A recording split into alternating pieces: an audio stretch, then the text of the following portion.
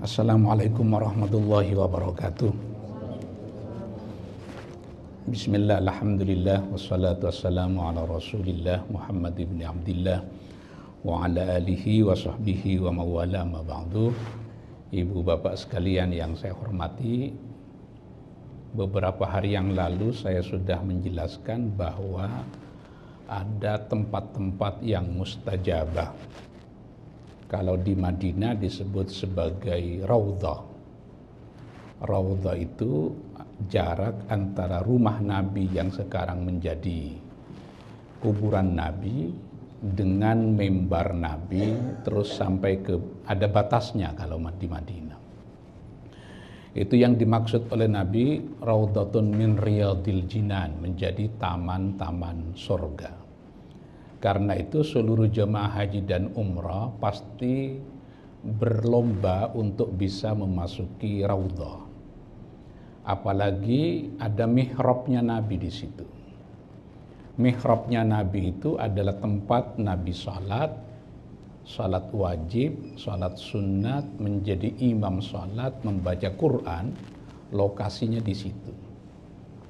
Spesial itu, jadi ada raudhah. Di dalam raudhah ada mihrabnya Nabi.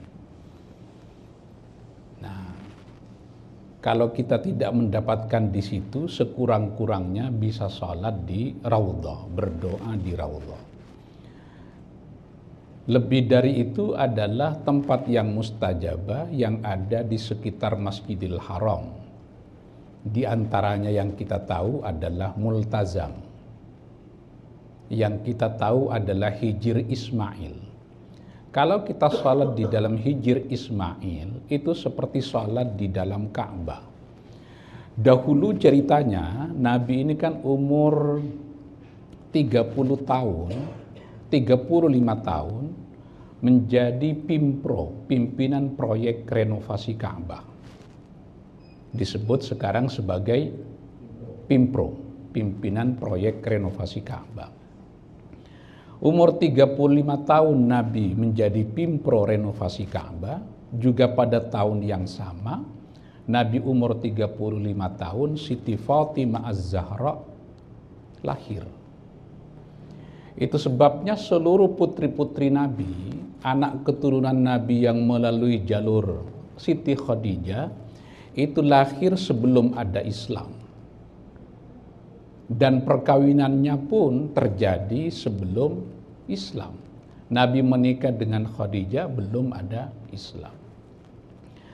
Nabi menjadi pimpinan proyek renovasi Ka'bah itu, ini ada di dalam buku Akhbaru Makkah yang ditulis oleh Al-Arzaki.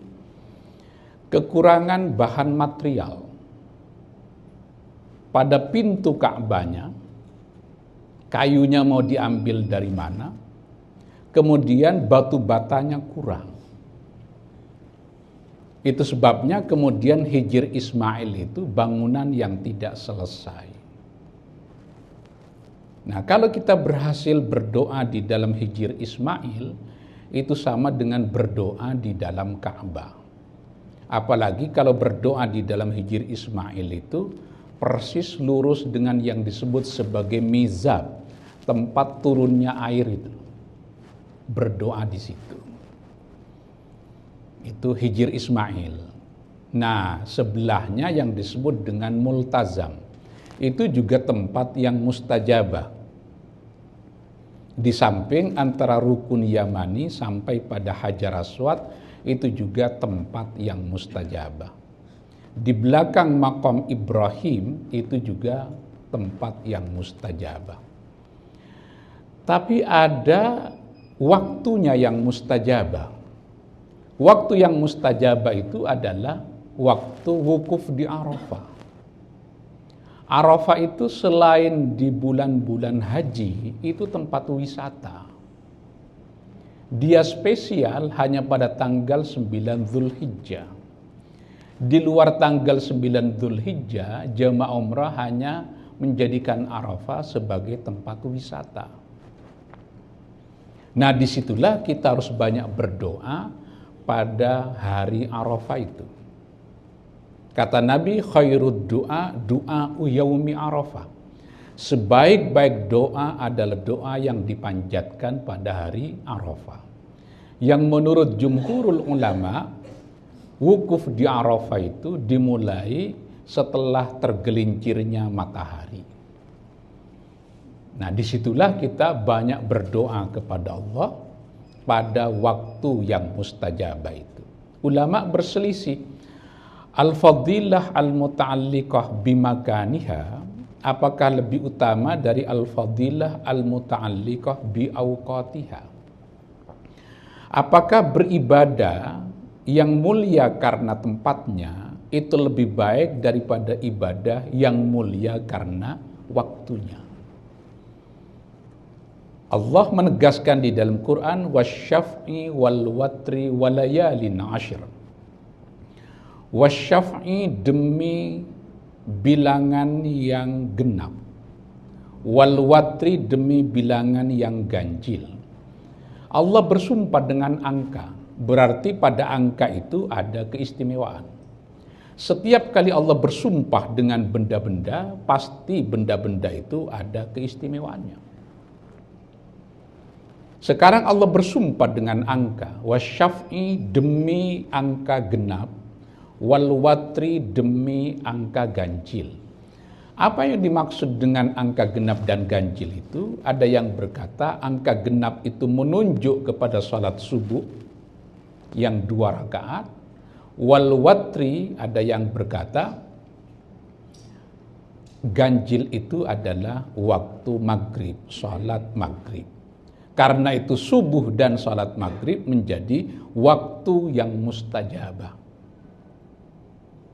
Makanya banyak ulama-ulama zaman dahulu memulai perkataan kata apa yang pertama begitu bangun dari tidur adalah kata yang suci. Dimulai dengan bacaan Quran. Begitu juga kata yang terakhir sebelum tidur adalah kata yang suci. Dibuka dengan bacaan Quran, ditutup dengan bacaan Quran, dibuka dengan salawat, ditutup dengan salawat, dibuka dengan surat Ikhlas, ditutup dengan surat Ikhlas. Wasyaf'i wal watr. Ada yang berkata yang dimaksud dengan wasyaf'i adalah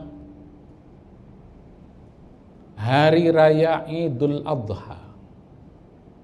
Wal watri yang dimaksud dengan al watri adalah Yaumi Arafah pada tanggal 9 Dzulhijjah.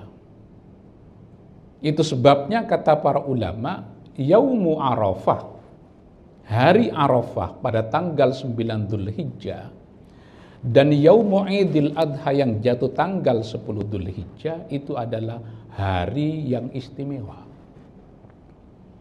Makanya kalau khatib-khatib sebelum naik ke mimbar, Bilal biasanya membaca sesuatu. Apa bacaannya biasanya Pak Salam sebelum naik ke mimbar itu khatibnya? Terus?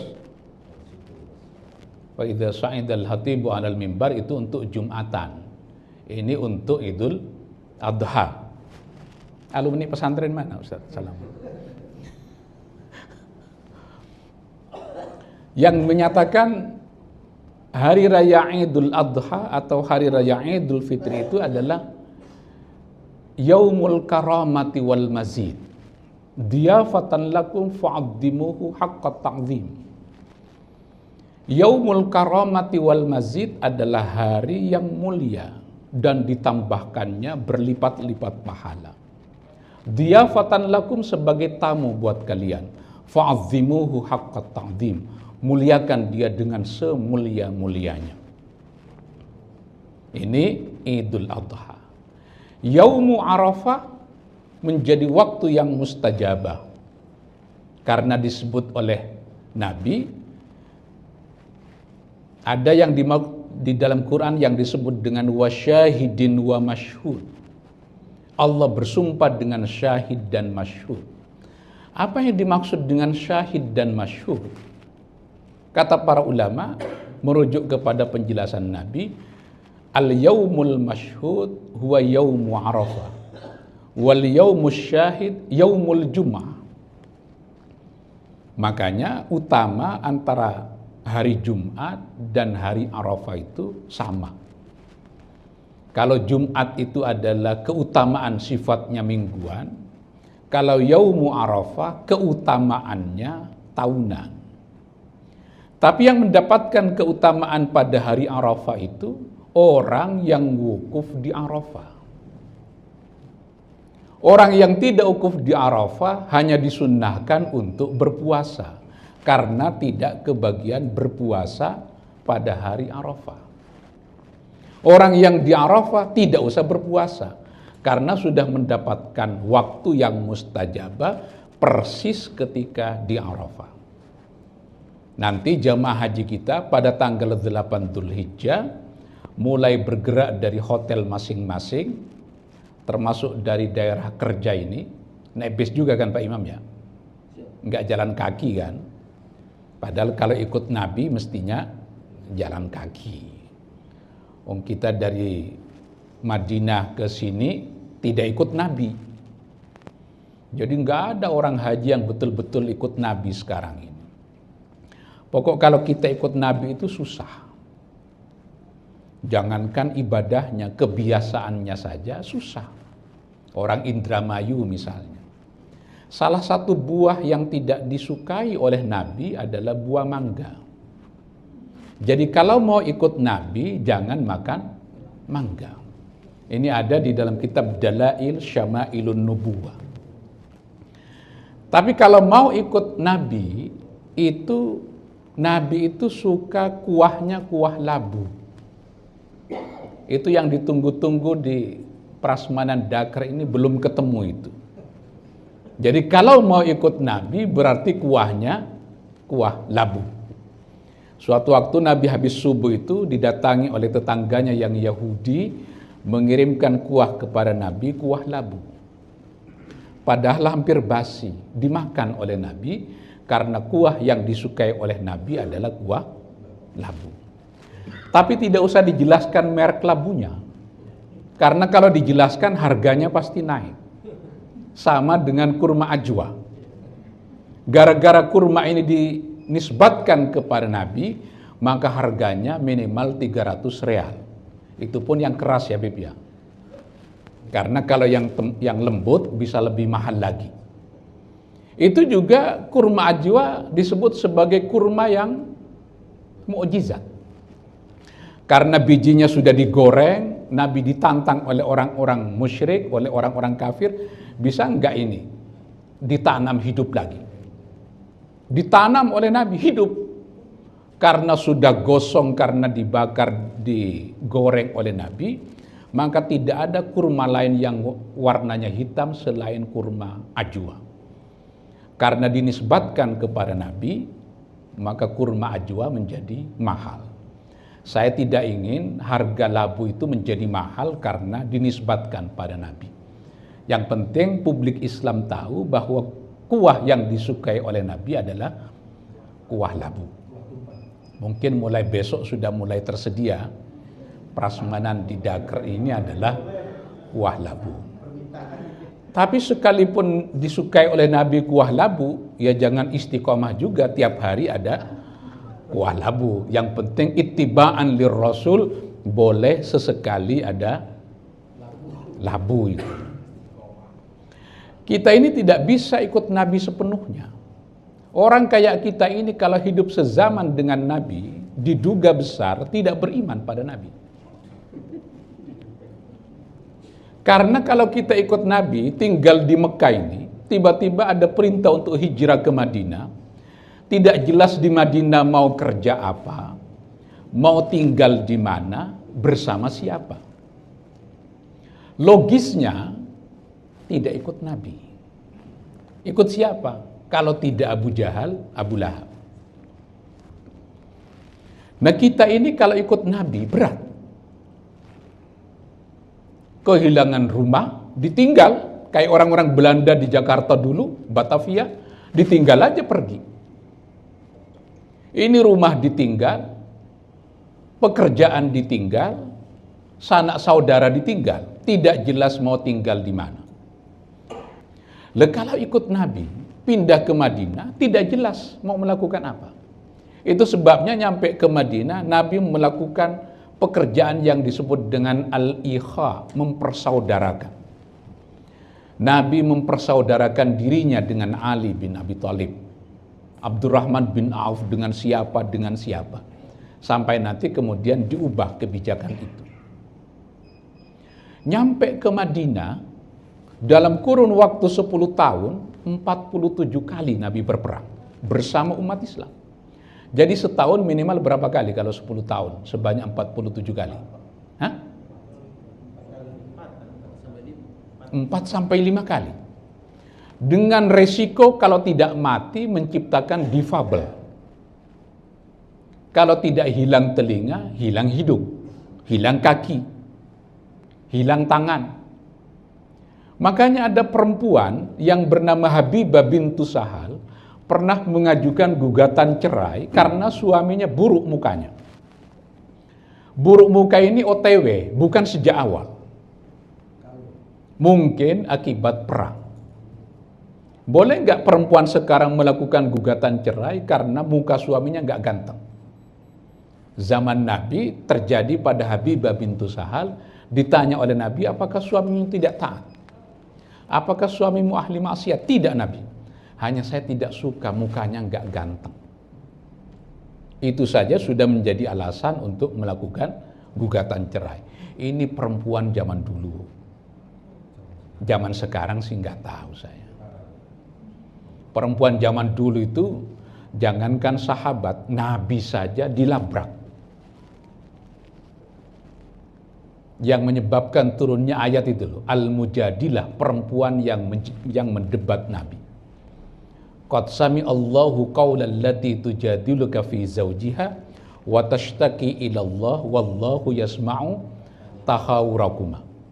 Itu kasus perempuan yang ditalak oleh suaminya dan tidak setuju terhadap proses talaknya itu, lapor kepada Nabi. Nama perempuan itu Khawlah bintu Tha'labah. Perempuan tidak puas dengan keputusan Nabi. Kata perempuan ini, wahai Nabi, keputusan panjenengan akan saya laporkan kepada Allah. Maka turun ayat Al-Quran, Qad sami Allahu qaulal lati tujadiluka fi zawjiha wa tashtaki ila Allah. Dia mengadu kepada Allah. Wallahu yasma'u tahawurakuma. Jadi jangan main-main dengan perempuan. Nabi saja dilabrak.